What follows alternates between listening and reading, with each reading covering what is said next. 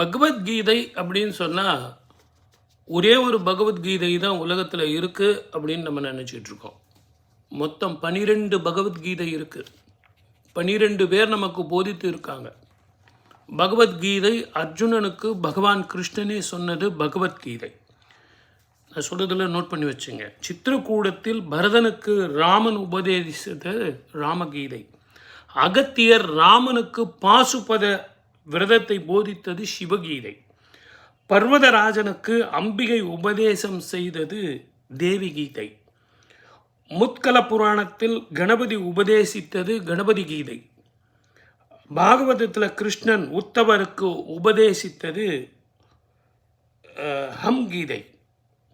ஜனகருக்கு அஷ்டவக்கரர் உபதேசித்தது அஷ்டவக்கர கீதை.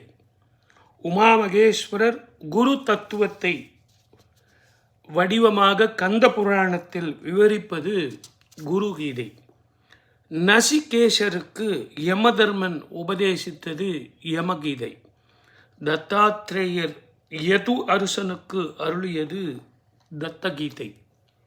பிரம்மபுத்திரர் நிதாகருக்கு உபதேசித்தது ரிபுகீதை. தெய்வ பக்தியை பற்றி வலியுறுத்தி சொல்வது விஷு கீதை. இந்த 12 கீதை தான் இந்த பூமியில் இப்போ இருக்குது.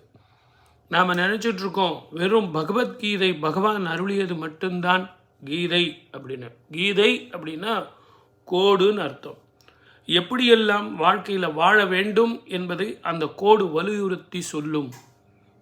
அதே மாதிரி தான் இந்த 12 கீதையும் நம்மளுடைய வாழ்க்கையில் எப்படியெல்லாம் வாழணும் அப்படின்னு பெரியவங்க நமக்கு வழிகாட்டிய கோடு, நமக்கு வழிகாட்டிய கீதை அந்த புராணம் தான் நமக்கு.